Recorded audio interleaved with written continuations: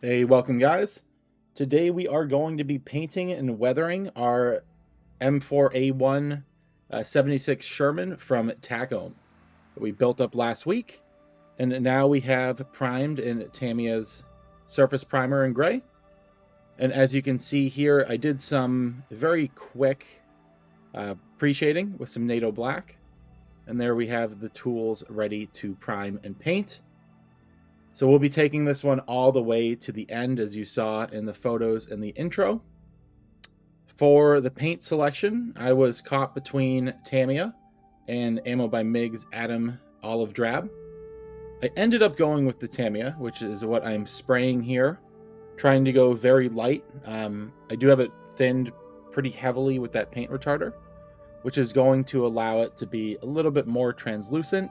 And as you see on like the engine cover on the back of the vehicle here, show some of that pre-shading. I love the Ammo by MIG paint. It's a little bit lighter than this Tamiya. This Tamiya is going to get really dark under a clear coat, as it always does. But I've had issues with the Atom paints coming off. Specifically, that olive drab color is the one that it keeps happening with.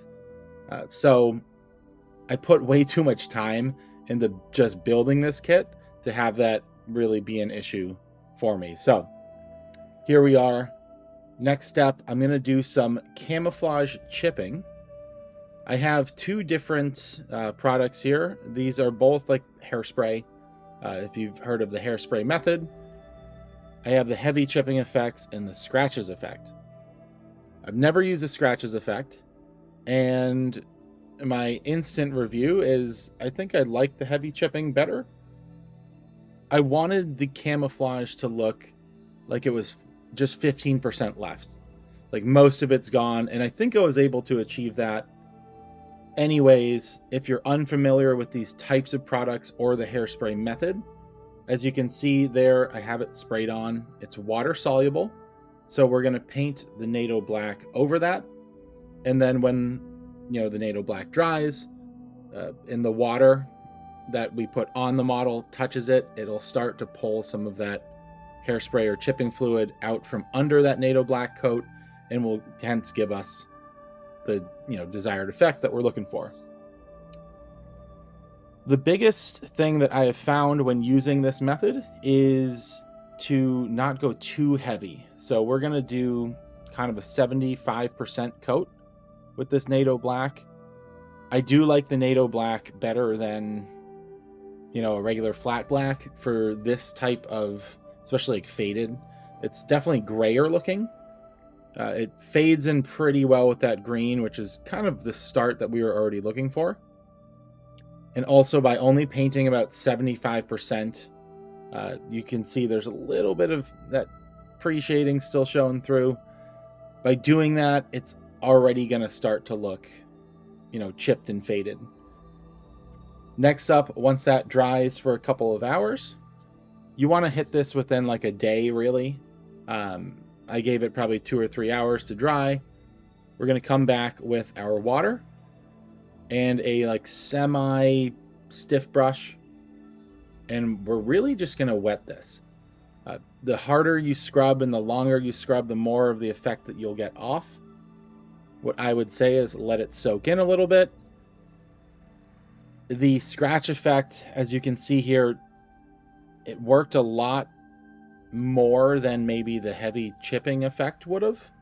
So I don't dislike the effect that I was left with. It was just different than what I had in my mind, but we roll with it anyways, and I think the finished product will still be good.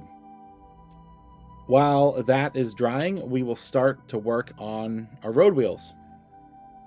Ammo by Mig's rubber tires. Their Atom paints in general are phenomenal for brush painting. If you haven't brush painted with them yet, I would absolutely suggest it. They are my favorite to brush paint with. This rubber tire color doesn't really do itself justice on like a German gray vehicle, but on these olive drab vehicles, I really like any element that helps lighten it up.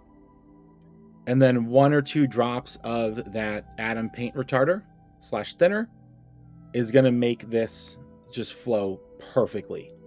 And it's going to make it dry and, self-level. It already self-levels, but it's going to make it really, really nice. As those road wheels are drying, we'll start working on our tracks, which, as you see here, we'll prime in the same primer. And then we will use, this is kind of my new favorite method for tracks, is basically using like a NATO black. Here we have a rubber black from Tamiya. The point is a spray paint. It's lacquer base. It's going to dry really, really hard and be really tough. It's impossible to get in the cracks of the working tracks. I'd love to hear if someone else, in the comments, let me know how you deal with this. I tend to just over weather workable tracks to hide that, lack of paint.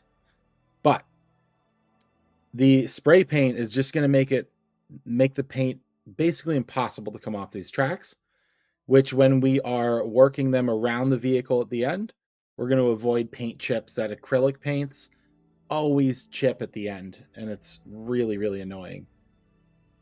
As you see here, we are brush painting with a one of the Ammo by Mig like diode dry brushers. I like this method because it's going to give us depth. It's really like 2-3 different colors going on here. And also these tracks are going to get worn. American tracks don't really get as shiny, but it's a cool effect in the model. So we get that effect via the dry brushing. Then we'll start working on the canvas cover. And this is just a mix of khaki and olive drab. In real life, it seems that these are almost exactly the same color as the body. Maybe they're just a little bit sun faded. I like to make mine a little bit brighter just so it stands out a little bit more, as you see here. Next up, we'll start to paint some of the other accessories.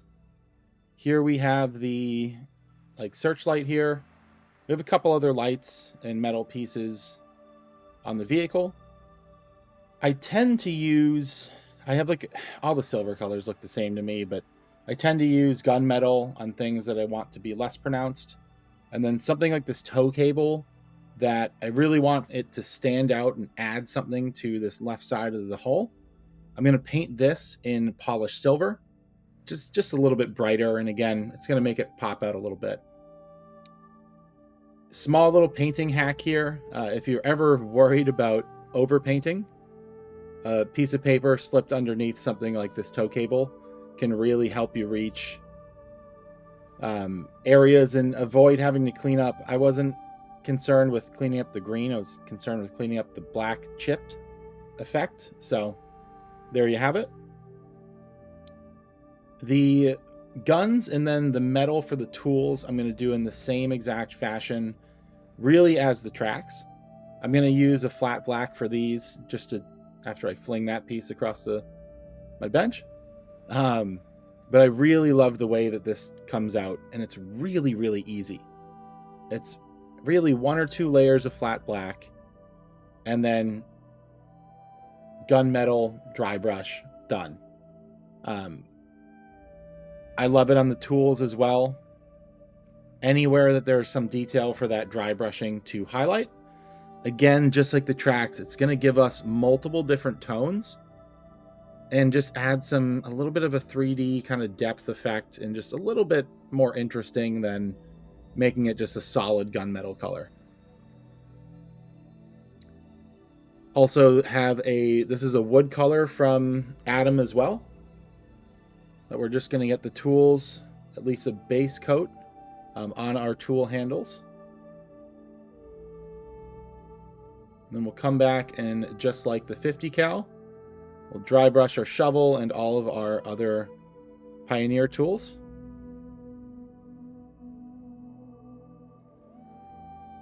If you've never used the diode dry brushers before, and I buy all mine, I'm not being paid to say this, and I'll even put a negative spin on it. They're completely unnecessary because you have the paints anyways. They're incredibly convenient and a pleasure to use because it's just you can paint out of the jar. Anyways, onto the tool handles. This is something I'm just playing around with a little bit. and it's hard to see, but trying to oil brush in some different tones. So I went with those two kind of soil earth colored tones to try to add a little bit something different rather than just like a tan wood color. Now I have the tank clear coated, lost my words, in Tamiya's TS13, which is a gloss coat, and ready for decals and or decals. These are the marking options that I will be going with. I have an idea for these big white stars that we'll see if it works.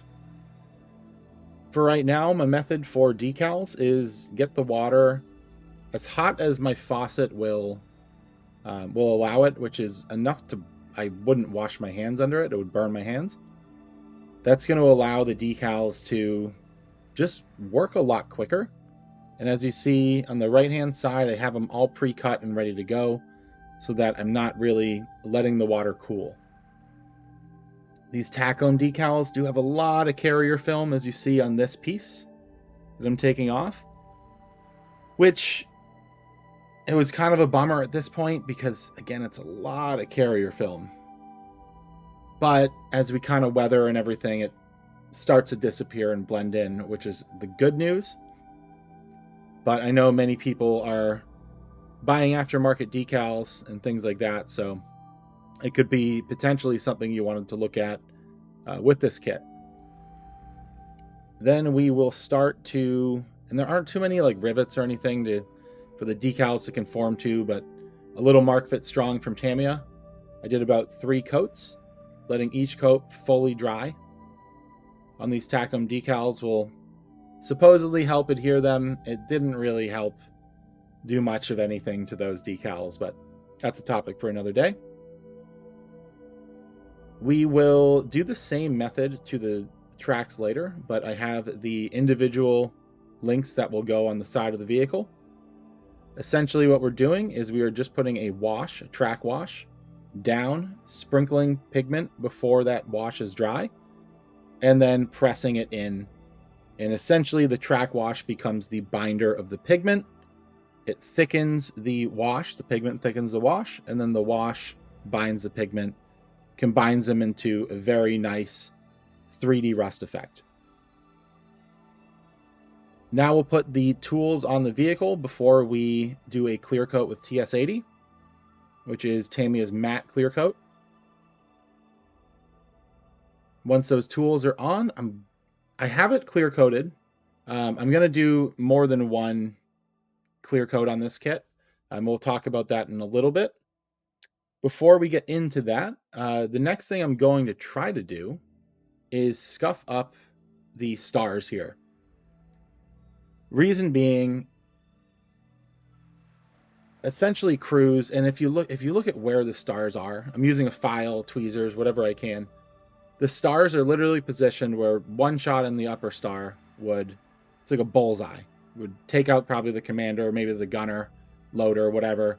The bottom one's going to take out the driver, immobilize the vehicle. Crews would scratch these off, try to paint over them, because they are literally just targets for a German tanker. The scratching off method didn't really work. It's something that I've seen people do. I have to maybe explore it a little bit more. As you see here, I had to come in with a brush and kind of hand chip and hand scratch. It is what it is. It could have been better. I've seen some decals that show really nice scratched off stars, but that's something we will have to try at another time. But let me know if you've dealt with that in the comments. You know, should I have done that maybe before the clear coat? Is my thought maybe. And then we will start to add some 3D effect here to our canvas cover, to the mantlet. I have a dark brown wash, an enamel-based wash. Let that dry until it is, visibly dry, a couple hours, and then come in with the cotton bud and wipe it off the kind of highlighted areas. Then I will be making my own pin wash, and this isn't something that I normally do, but I want to use oil paints more. So what I did there was put a little bit of the enamel dark brown wash that I would normally use in the palette, use that color to basically mix the oils together until they match, and then obviously get like the same viscosity. I really wanted to use oil paints, and I'm really, really happy that I did. It's something that I will be doing probably more in the future. The enamels are so much more convenient. Just they're ready to go right out of the bottle. The difference is enamel paint kind of just gets pushed around the vehicle, the paint, the aircraft, whatever. Oil paint blends. It really never comes off. Even if it looks like it's 99% off, it's just been dulled and like pushed into the paint is how I think about it. And it really creates a much more like a blending effect rather than a harsh corner. And it's just something that I think oil ends up looking better than enamel in the end. So something that I've said to myself that I want to use a lot more. Plus I have like 20 of these dry brushes or oil brushers, whatever they're called. So I will remove it, as you see here, with a cotton bud or Q-tip, and thus starting to blend that in. It does take these oils a long time to dry, so just make sure. I spray mine with Tamiya's TS80, just a quick 1 or 2 coats, not spraying very heavy, and that helps set them. And while that is drying, we'll move on to the tracks. And this is essentially the same exact method. Well, it is the same exact method. The ingredients are different. As we did on the singular lengths of track, we're laying down a track wash, which is an enamel-based product. And then over it, we're going to put those 4 different pigments. You can use any pigments that you want. I just got 4 that kind of go together, but are obviously all different colors. And just lay them down randomly. It's going to create some variation, which is always good. You don't want anything to look like one solid color or to look the same all the way throughout. So random sloppiness is great, but that's why I have it all in this box here to collect all the unused pigment at the end. Again, this pigment, when pressed into the tracks here, it's going to kind of create like a muddy paste, and it's going to make the pigment become, solidified to the tracks. And it's also going to make that wash become 3D. You could use pigment fixer to do this. I like to do it when the wash is still wet, eliminating the need to come back and do it later. But also, it really simplifies the tracks, and I really like the colors here that we get. I know it's not necessarily rust, it's just dirt and dust, and then you can come back as I am here and just kind of brush in and out anything that you don't want. You could come back in and kind of highlight the tracks, things like that, if you wanted them to be more metallic looking. Then while that is setting up, I am going to do this is a light olive drab color, and I'm just going to go all around this vehicle, and I'm going to dry brush everything in all of this light olive drab. I've heard many times that dry brushing is like a thing of the past, that it's an old method. I love it. I don't know why other people don't. I know there's still other people out there that use it. I think on a really dark paint job like this, which isn't necessarily inaccurate, not to get into paint things because I'll have a billion comments about people telling me I'm wrong, but I've seen these things in the museum. This just happens to brighten it all up. And it, again, we have the body color, the wash color, and now the highlight color with the dry brush. And it's just adding more visual intrigue. And then I'll further lighten that up, and we will dry brush the canvas cover here, which again is just going to make it appear more 3D than it kind of actually is. These effects will get dulled down a little bit as we do like 1 or 2 more coats of TS80. So you want to make sure that they're pretty prominent to start with. Now we're going to do some oil blending. And this is something that I have been, I wouldn't say struggling to figure out, but I've been trying to do it a lot and just not, it just wasn't clicking. And it finally clicked on this model. And I'm so happy it did. Uh, I watched a lot of different videos, and it was actually, I don't remember which one, but it was from Panzermeister 36 or 38. I should know that because I've watched his videos a billion times. But he was the one that really said you almost want no thinner on your brush when you're blending these oils. So I took a bunch of different tones of dirt and mud and things like that, and we're going to put these same colors all over the vehicle. This is going to, one, lighten the paint and also make it look like that dust is really settled into the paint job. As you see there on the lower hull, that is what we want. And so the trick here is you really don't want a lot of thinner on your brush.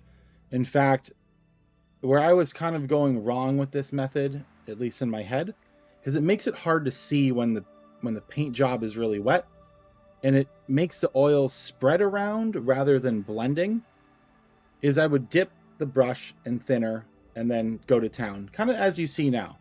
And then it would kind of settle in my head like, it's not really, it doesn't look like when I watch other people do it, right? I sat there for a good, I don't know, 30 seconds wiping the brush after I dipped it in thinner, making sure every single bit of thinner, besides I guess what was on the absolute inside, was off. Then it started to blend. And only then did it really start to work, and to work like as I've seen it work. And I haven't really heard anyone else say that again besides Panzermeister, and that was honestly kind of a revelation for me. And it didn't really work until I did it on the vehicle and then was like, oh wow, there we go. So really, really happy with that. I'd always gotten it to work on vertical surfaces and even maybe in the wheel well, but on the top of the turret, in some of these, flat spots in the tank, the engine deck, I'd never gotten it to work. So at least to my liking. So really, really happy with that. Next up, once that is dry, I'm going to spray, and this is really scary. I'm going to do some washable dust effects here. This is another Ammo by MIG product. And essentially, this is the same as the chipping effects. It's just kind of an all-in-one type deal. And so we're just going to go around. I did, as you see, I added some random stowage that I had lying around. I believe 2 of the jerry cans came with the kit. The rest, I think, is just all value gear, and one of those tarps is from the Takom half track. And then I will also hit the tracks here with the same washable dust color. I'm just doing it really, really lightly there, just so we get... I'm not going to end up putting water on the tracks, but I want it to just look, add that color in there. This product says to let it dry for an entire day before removing. I let it dry for a couple hours, and I'm glad that I did. I was a little bit worried at this point. I've used their washable white on the Jackson that I built earlier this year, and I loved it, but it's really scary having just done what I think is the best. That oil weathering, the blending and fading I did, I think is the best weathering I've ever done on a kit, at least to my standards. So to cover it all up is really, really scary. You see there the Q-tip gets almost all of this off, and it gave us a really nice effect on the wheel. And then we'll use that on maybe some of the, raised areas and things like that. But then I really like the effect that we're getting with, this is just a dry brush, wetted in water. Again, semi-stiff bristles. I don't want to take all this effect off. And then what we'll also start to do is we'll start to wipe that in a downward fashion. As you see, I also wiped on the turret a little bit just to get some of those colors. I want it to obviously look dirtier on the bottom and cleaner as we go up, but I want those colors to be present all over the vehicle. Next up, just going to do some, these are probably invisible at the end. These are just little fuel stains. I'm 90% sure one of these is a water tank, but they're all going to be, all three will be fuel in my vehicle because I put fuel stains around all three and then blended those in with a little bit of thinner. It's just another element of kind of intrigue when you look at the model. And then next up, the next scary thing, as always, is putting pigments on. Now these are 3 of the 4 pigments I used on the tracks. Obviously I didn't do track rust, but again, I wanted to make sure that the colors and everything were consistent. So we'll start by just sprinkling all of these into the different areas. This little green brush I have, this is from a little pack of I think they're called sniper brushes. And I just use that same green brush every time I use pigments. It's completely disposable, but also completely reusable. And then I'll start pushing these pigments. This is while they're still dry. This is going to help blend them and also push them into some of the recessed areas that we kind of want the dirt to collect. And then with a little bit of enamel thinner, I'm going to go around and I'm going to blot. Basically anything that becomes wet is going to collect that pigment, and that pigment's going to get harder over time and really solidify itself to the vehicle. I have Ammo by Mig's pigment fixer, which I think works better, but it sometimes leaves it looking wet, especially on areas of like the tracks here or the wheel well, where we have to, kind of blot drops in there to get it to reach everywhere. So I am going with the odorless thinner, which again will kind of hold less, but we don't want this vehicle to be over pigmented anyways, because again, I'm really happy with the way it turned out. This might be, in my eyes, the best model that I have ever weathered. And so I want to make sure that I don't ruin that by over pigmenting, which is one of the easiest things to do. Once that pigment's dry, this is the last and final step. We're just going to brush that with a dry brush and kind of get all of the excess off the vehicle.